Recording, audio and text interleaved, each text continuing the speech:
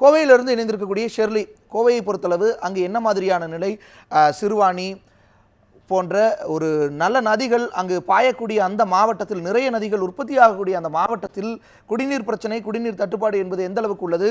இந்த சப்ளையில் குடிநீர் வழங்குவதில் தட்டுப்பாடு இருக்கிறதா? பதிவு செய்யலாம் இனி. வணக்கம் தேவேந்திரன். கோவை மாநகராட்சி உட்பட்ட 100 வார்டுகள் இருக்கிறது.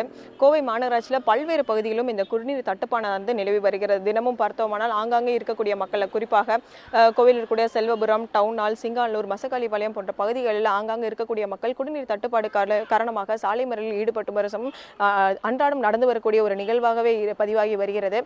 தற்போது பார்த்தோம்னா நம்ம இப்போ இருக்கக்கூடிய பகுதி கோவை பாளையம் பகுதியில் இருக்கக்கூடிய 57வது வார்டில் தான் இருக்கும்.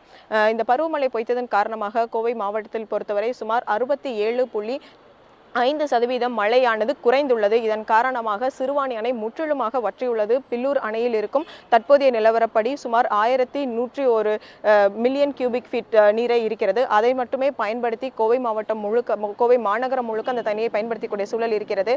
அதன் காரணமாக கோவை மாநகரில் பல்வேறு பகுதிகளில் இந்த குடிநீர் தட்டுப்பாடானது நிலவி வருகிறது. இது குறித்து இங்கே இருக்கக்கூடிய மக்களிடமே கேட்கலாம்.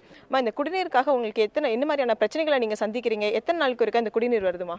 12 நாளுக்கு ஒருக்க தண்ணி வருதுங்க. யாருமே வந்து பார்க்கறது இல்லைங்க. நாங்கள் என்ன குழந்தைங்க விட்டு வச்சு வேலைக்கு போகிறவங்கள நாங்கள் என்ன பண்ணுறது? குழந்தை விட்டு தண்ணி 10 நாள் 20 நாள் ஊருக்கு போயாச்சு. தண்ணி பார்த்தா அடி புழு பூச்சிமா ஆயிடுச்சிட்டு இருக்குது. நாங்கள் தண்ணி வச்சு நாங்கள் என்ன பண்ணுறது? ஒரு குடம் 2 குடம் பக்கத்து வீட்டில் போய் நாங்கள் வாங்கிட்டு இருக்க முடியுமா? தண்ணிக்கு நடுத்துற இருக்கவங்கள நாங்களாம் வேலையெல்லாம் என்ன பண்ணுறது? கொஞ்சம் வசதியாக இருக்கவங்க காசு கொடுத்து வாங்குறேன். நாங்களாம் என்ன போய் எங்கே போகிறது? யார்கிட்ட போய் பிச்சை எடுத்துட்டு இருக்கிற தண்ணிக்கு? இங்க உப்பு தண்ணியெல்லாம் வருதாமா? உப்பு தண்ணிக்கெல்லாம் என்ன உப்பு தண்ணி 6 மாதத்துக்கு மேலே ஆச்சு. நல்லா கரெக்டாக வரதில்லை.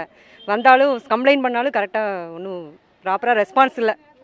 இங்கே அதிகாரிகள்லாம் வர்றாங்களா? உங்களுக்கு தண்ணி வராது தொடர்பாக நீங்கள் யார்கிட்டயாச்சும் போய் புகார் கொடுத்தா என்ன சொல்கிறாங்க? கார்பரேஷன் கம்ப்ளைண்ட் கொடுத்துருக்கோம். எல்லாத்துட்டையும் சைன் வாங்கி பெட்டிஷன் கொடுத்தாச்சு. கையெழுத்து வாங்கிட்டு போயிருக்கிறாங்க. அதுக்கப்புறம் யார் வந்து போய் எட்டி கூட பார்க்கறது இல்லை. நாங்கள் யார்கிட்ட போய் கம்ப்ளைண்ட் பண்ணுறது? யார் எதாவது தெரியுமா? ஃபோன் பண்ணால் எடுக்கிறது இல்லை. நாங்கள் யார்கிட்ட போய் போகிறது சொல்லுங்கள் தண்ணிக்கு? இப்போ இந்த உப்பு தண்ணிக்காக நீங்கள் எங்கே போய் பிடிச்சிட்டு இருக்கீங்க? யார் உங்களுக்கு அரசுலேருந்து ஏதாவது தண்ணி லாரிகள்லாம் அனுப்புகிறாங்களா? அதெல்லாம் வரதே கிடையாதுங்க. எங்குமே வரது கிடையாது. தண்ணிக்கு லாரி தண்ணி பிரச்சனையே இல்லைங்க. தண்ணி வரதே கிடையாதுங்க. லாரி எங்கே வருதுங்க தண்ணிக்கு? நாங்கள் போய் ஒரு வீட்டில் போய் 100 ரூபா வாங்கிட்டு ஒரு நாளைக்கு கொடுப்பாங்க. 100 நாளைக்கு போனால் கொடுப்பாங்களா தண்ணி? நாங்கள் எங்கே போகிறது சொல்லுங்கள்? இப்போ கோவை மாவட்டத்தில் கோவை மாநகரை பொறுத்தவரை பரவலாகவே இந்த பிரச்சனையான நிலை வருது. குறிப்பாக வறட்சி, அதாவது 140 ஆண்டுகளுக்கு முன்பாக ஏற்பட்ட வறட்சி காரணமாக தான் இந்த தட்டுப்பாடுன்னு சொல்லப்பட்டாலும், கோவை மாநகராட்சியில் பல்வேறு குடிநீருக்காக மேம்படுத்தப்பட்ட திட்டங்களை சரிவர கையாளலை. அதனால தான் இந்த பிரச்சனைன்னு சொல்கிறாங்க. இது குறித்து இத்தொகுதியோட சட்டமன்ற உறுப்பினரும் கோவை மாநகரின் முன்னாள் துணை மேயருமாக இருந்த கார்த்தி அவர்களிடம் கேட்கலாம். வணக்கம் சார். இந்த மாதிரி பிரச்சனைகளை தீர்க்கறதுக்கு என்ன மாதிரி நடவடிக்கை மாநகராட்சி கையாண்டு இருக்கணும் சார்? கோவை மாநகராட்சி குடிநீர் பிரச்சனையை தீர்ப்பதற்காக எந்த விதமான முன்னேற்பாடான நடவடிக்கைகளையும் கோவை மாநகராட்சி செய்யவில்லை என்பதுதான் என்னுடைய குற்றச்சாட்டு. பொதுமக்களுடைய குற்றச்சாட்டும் அதுதான். ஏற்கனவே பில்லூர் முதல் குடிநீர் திட்டம் 65 MLT குடிநீர் வரக்கூடிய அளவிற்கு வடிவமைக்கப்பட்ட திட்டம். அந்த திட்டத்தின் மூலமாக குடிநீர் பற்றவில்லை என்ற காரணத்தினாலே தான் 2007ஆம் ஆண்டு தமிழ்நாட்டின் முதலமைச்சராக இருந்த முத்தமிழறிஞர் தலைவர் கலைஞர் அவர்களும் அன்றைய துணை முதலமைச்சர் அன்பிற்குரிய தளபதி அவர்களும் பில்லூர் 2ஆம் குடிநீர் திட்டம் செயல்படுத்துவதற்காக 114 கோடி ரூபாய் நிதி ஒதுக்கி அதற்குண்டான கட்டுமான பணிகள் மேற்கொள்ளப்பட்டன. 2011ஆம் ஆண்டு எங்களுடைய ஆட்சி மாற்றம் ஏற்பட்ட நிலையில் 90% பணிகள் முடிவடைந்த நிலையில் நாங்கள் ஆட்சியிலிருந்து கீழே இறங்கினோம். ஆனால் கடந்த 5½ ஆண்டு காலமாக அந்த 2ஆம் பில்லூர் குடிநீர் திட்டம் முழுமையாக இந்த கோவை மாநகராட்சி பகுதியில் செயல்படுத்துவதற்குண்டான எந்த நடவடிக்கைகளையும் இன்றைக்கு இருக்கக்கூடிய அரசும் இன்றைக்கு இருக்கக்கூடிய மாநகராட்சியும் செய்யவில்லை என்பதை நான் பகிரங்கமாக குற்றம் சாட்டுகின்றேன்.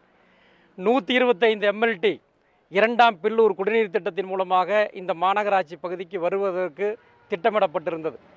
ஆனால் அதற்குண்டான எந்த விதமான கட்டுமான பணிகள், அதாவது உள்கட்டமைப்பு பணிகள், குழாய்கள் பதிக்க வேண்டிய பணிகள், அதை போலவே மேல்நிலை தொட்டிகள் கட்ட வேண்டிய பணிகள், இவைகள் எதுவுமே இந்த ஆட்சியில் அவர்கள் செய்யாத காரணத்தினால் இன்றைக்கு குடிநீர் பிரச்சனையில் கோவை மாநகராட்சி வரலாறு காணாத வகையில் கடுமையான ஒரு நெருக்கடியை சந்திக்கக்கூடிய நிலை இன்றைக்கு ஏற்பட்டிருக்கிறது.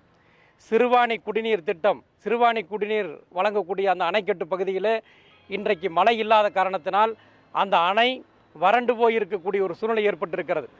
இன்றைக்கு ஒட்டுமொத்தமாக இந்த கோவை மாநகராட்சி பகுதி முழுவதும் பில்லூர் 2ஆம் குடிநீர் திட்டத்தை நம்பித்தான் இன்றைக்கு கோவை மாநகராட்சி இருந்து கொண்டிருக்கிறது. இந்த நிலையிலே கோவை மாநகராட்சியினுடைய ஆணையாளரோ இங்கே இருக்கக்கூடிய கோவையில் இருக்கக்கூடிய உள்ளாட்சித்துறை அமைச்சராக இருக்கக்கூடிய திரு வேலுமணி அவர்களோ அதை போலவே மாநகராட்சி நிர்வாகமோ எந்த விதமான முன்னேற்பாடுகளையும் இதுவரை செய்யவில்லை. இன்றைக்கி பார்த்தீங்கன்னா சிங்கானல்லூர் தொகுதிக்கு உட்பட்ட பகுதிகள் பீளமேடு, உடையாம்பாளையம், சபரிபாளையம், மசக்காளிபாளையம், வரதராஜபுரம், சிங்கானல்லூர், ஒண்டிப்புதூர், SIHS காலனி வரை அனைத்து பகுதிகளிலும் இன்றைக்கு 12 நாள் 13 நாளைக்கு ஒரு முறை இன்றைக்கு குடிநீர் வருகிறது. அதாவது இன்றைக்கு ஜனவரி மாதம் 11ஆம் தேதி இன்றைக்கு நடைபெற்று கொண்டிருக்கிறது. இன்னும் வெப்ப காலம் தொடங்க போகிறது. சம்மரில் பார்த்தீங்கன்னா பிப்ரவரி மார்ச்சில் குடிநீர் கிடைக்கிறது மிக அரிதாகிவிடும். ஆகவே கோவை மாநகராட்சி நிர்வாகம் உடனடியாக மாநகராட்சி பகுதி முழுவதும், மாநகராட்சியில் பார்த்தீங்கன்னா ஒரு இடத்துல 4 தினங்களுக்கு ஒரு முறை, ஒரு இடத்தில் 12 தினங்களுக்கு ஒரு முறை, ஒரு இடத்துல 20 தினங்களுக்கு ஒரு முறை குடிநீர் விநியோகிக்கப்படுகிறது. கோவை மாநகராட்சி நிர்வாகத்திற்கு நான் தெள்ள தெளிவாக சொல்லிக்கொள்வது, மாநகரம் முழுவதும் ஒரே மாதிரியான குடிநீர் விநியோகத்தை நீங்கள் கையாளுங்கள். குறைந்தபட்சம் 4 தினங்களுக்கு ஒரு முறை குடிநீர் வழங்கக்கூடிய திட்டத்தை கோவை மாநகராட்சி உடனடியாக செயல்படுத்த வேண்டும். அதை ஒழுங்குபடுத்த வேண்டும். அப்படி ஒழுங்குபடுத்தி பொதுமக்களுடைய குடிநீர் பிரச்சனை தீர்ப்பதற்குண்டான அனைத்து ஏற்பாடுகள், மேல்நிலை தொட்டி கட்ட வேண்டிய இடத்துல மேல்நிலை தொட்டிகள் கட்ட வேண்டும், பெரிய குழாய்கள் பதிக்க வேண்டிய இடத்துல பெரிய குழாய்களை பதிக்க வேண்டும். உடனடியாக இதற்குண்டான அனைத்து முன்னேற்பாடுகளையும் உடனடியாக அந்த மாநகராட்சி சம்பந்தப்பட்ட அதிகாரிகளை எல்லாம் அழைத்து வைத்து, மக்கள் பிரதிநிதிகளை அழைத்து வைத்து பேசி உடனடியாக இதற்குண்டான நடவடிக்கைகளை எடுக்க வேண்டும். இது செய்ய தவறுகின்ற பட்சத்தில் கோவை மாநகராட்சி பகுதி முழுவதும் மிக கடுமையான குடிநீர் பற்றாக்குறை ஏற்படும். இந்த அரசினை எச்சரிக்கிறோம். இந்த அரசு செய்ய தவறினால் மக்களை திரட்டி சட்டப்பேரவை உறுப்பினர் என்ற முறையிலே மாபெரும் போராட்டத்தை வீதியில் இறங்கி நடத்துவதற்கு தயாராக இருக்கிறோம் என்பதையும் தெரிவித்துக் கொள்கின்றேன். தற்போது தேவேந்திரன் நம்ம இவங்க சட்டமன்ற உறுப்பினர் அவர்கள் சொல்லக்கூடியதை பார்த்தோம். குறிப்பாக கோவைக்கு அதிக அளவு பயன் தரக்கூடிய பில்லூர் 2வது குடிநீர் திட்டத்தை செயல்படுத்தாமல் கடந்த 5 ஆண்டுகளாக கிடப்பில் போட்டப்பட்டதும் ஒரு காரணம் என்று குறிப்பிட்டிருக்காங்க. வறட்சி காரணமாக தற்போது இந்த குடிநீர் தட்டுப்பாடு ஏற்பட்டாலும் நிரந்தரமாக பல்வேறு இடங்களில் இந்த குடிநீர் தட்டுப்பாடு பிரச்சனை நிலவி வருகிறது. அதை தீர்க்க வேண்டும் என்றால் பில்லூரின் 2வது கூட்டு குடிநீர் திட்டத்தை அமல்படுத்த வேண்டும். அதற்கான நடவடிக்கை எடுக்காமல் இருக்க மாநகராட்சியும் கண்டித்திருக்கிறார். உடனடியாக மாநகராட்சி இந்த நடவடிக்கை எடுக்க வேண்டும் என்றும், தற்போது நிலவி வரக்கூடிய, அதாவது வெயில் காலம் துவங்க இன்னும் 3 மாத காலம் இருக்கும் சூழ்நிலையில் தற்போதே இந்த குடிநீர் தட்டுப்பாடானது அதிகரித்திருக்கிறது. ஷெர்லி, இந்த பிரச்சனையை பொறுத்தளவு கோவையில் தற்பொழுது அந்த கூட்டு குடிநீர் திட்டம், பில்லூர் 2வது கூட்டு குடிநீர் திட்டத்தினுடைய அவசியத்தை குறித்து உணர்த்தியிருந்தீங்க. கோவை மாநகரை பொறுத்தளவு குடிநீர் சார்ந்த பிரச்சனைகளுக்கு இன்னும் இந்த கட்டமைப்பு சார்ந்த குறைபாடுகள் ஒரு காரணமாக இருக்கா? கோவை மாநகரை சுற்றி இருக்கக்கூடிய மாவட்டம் முழுவதும் இருக்கக்கூடிய பகுதிகளில் என்ன மாதிரியான பிரச்சனைகள் இருக்குது? இந்த குடிநீர் தட்டுப்பாடு மற்ற பகுதிகளிலும் இருக்கா? சுருக்கமாக பதிவு செய்யலாம். குறிப்பாக தேவேந்திரன், மாநகரம் மட்டும் இல்லாமல் புறநகர் பகுதிகளிலும் இந்த குடிநீர் பிரச்சனையானது இருக்குது. குறிப்பாக பார்த்தோன்னா சிறுவாணி பகுதி, சிறுவாணி அணையானது முற்றிலுமாக வறண்டு விட்டது.